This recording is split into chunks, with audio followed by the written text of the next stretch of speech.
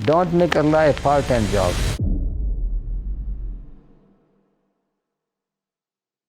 Dr. Kazi originally came to America to pursue his degree at the University of Houston in the summer of '63. After completing my master's, I wanted to get my PhD, and it was my good fortune that I got my admission in doctorate at the University of Houston. And I came here in summer of 1963, and to the best of my knowledge, I was the first full-time Pakistani student at the University of Houston. He was able to establish Eid Salah because he was the founder of the MSA, which still runs to this day at U of H. At that time, there were only 3 persons, and I was the imam, and there were only 2 persons. And this eventually led to more opportunities such as churches and temples calling on Dr. Kazi to be a guest speaker.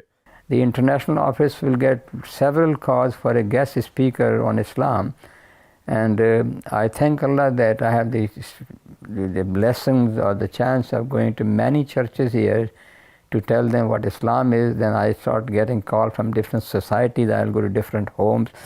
He even had a chance to cover the issue of the Israeli-Palestinian conflict. I think at that time there was close to more than 500 people, and I was chosen to give that talk, and I emphasize only one thing, that do not confuse that religion and politics are 2 different things. Muslims do not hate Jews, and Jews should not hate Muslims. Being a young man and alone here in America, Dr. Kazi saw some others falter. But you see, when a person will get a card and suppose he gets a date, then it becomes a big news in the whole Indo-Pakistan community that such and such person got a date, And we will all talk, what happened, what did he do, what happened. It wasn't all fun and games. Much like all immigrants, Dr. Kazi had his funny story of integrating into the country. One of my classmates, you can say, that took me out for a dinner. This was a restaurant on Alameda, and he ordered 2 or 3 dishes. So there was a meat, and there was something which is yellow, and there was something which is yellowish green.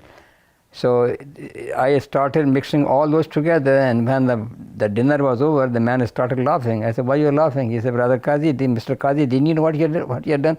I said, "What?" He said, "There was a meat, this you have to take first, and this was the dish, what you call dessert, you have to take later on. So why did you mix it together?" I said, "Why didn't you tell it to me? They are 2 different things." He was finally connected with the larger Muslim community, which was still a very small handful of people, when he met Dr. Yazdi. I discovered that there was a Persian by the name of Dr. Yazdi, who ended up becoming the foreign minister of Iran. Then there were 2 Turks, Shadi Azkul and Argun Blair. Then there was a man, Dr. Shukri al-Khatib. We met in Dr. Yazdi's home, and we formed the Islamic Society of Greater Houston in 1970. Soon after meeting, they started the Islamic Society, not ISGH yet, and they held their first Eid Salah. First Eid prayer was held in Dr. Yazdi's home. There was about 10 or 12 persons, and mashallah, then we went to the University of Houston, where I led the second prayer, and thanks to Allah, the first Eid prayer was 33, and that time there were 30 students at that time. Establishing a Muslim center was a gigantic milestone and the next natural step in the evolution of this tiny Muslim community. Now I want you to listen to me very carefully, because see, a Muslim does not go by the means, a Muslim goes by what Allah promised to you. And I keep saying to everybody, وَالَّذِينَ جَاهَدُوا فِينَا لَنَهْدِيَنَّهُمْ سُبُلَنَا. When you will struggle for the cause of Allah, Allah will keep on opening the door for you. It wasn't easy though. Just like today, gathering money for the masjid seems to be a little more difficult than it should. A man came by the name Harold Tillman. Harold Tillman was an attorney here, and he became a Muslim, and he said, "I'll help you out." And Harold Tillman gave the security for us, and we had the key for the center without having any to worry what to pay or not to pay. وَالَّذِينَ جَاهَدُوا فِينَا لَنَهْدِيَنَّهُمْ سُبُلَنَا. Throughout this entire time of working to build the community and himself, he didn't forget about his #1 priority in life, and that was to please his parents. I used to get letters from my mother that you promised to come back after 3 years, and now 1 year, 3 months, 17 days are left for you to come back. My heart will pop out when I get this letter. When the time came, I did not disappoint my mother. I could have gone for PhD, I did not disappoint my mother.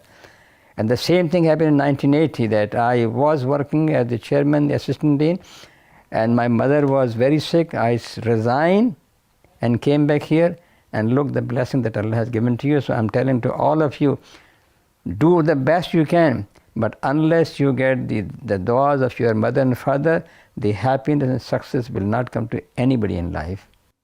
So, Dr. Kazi, what do young people need to do to help improve the community and take it to another level?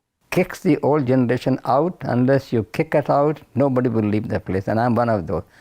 And what's one of the top lessons you can share with young people today? وَإِن تَنْصُرُوا اللَّهَ يَنْصُرْكُمْ وَيُثَبِّتْ أَقْدَامَكُمْ. Unless you will have the cause of Allah, Allah will not help you. وَإِن تَنْصُرُوا اللَّهَ يَنْصُرْكُمْ.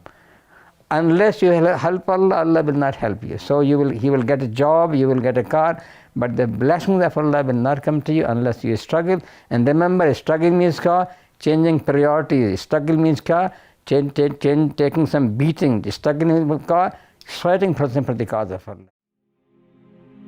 فيا ذلي ويا خجلي إذا ما قال لي ربي أما استحييته تعصيني ولا تخشى من العتب وتخفي الذنب عن خلقي وتأبى في الهوى قربي فتب مما جنيت عسى تعود إلى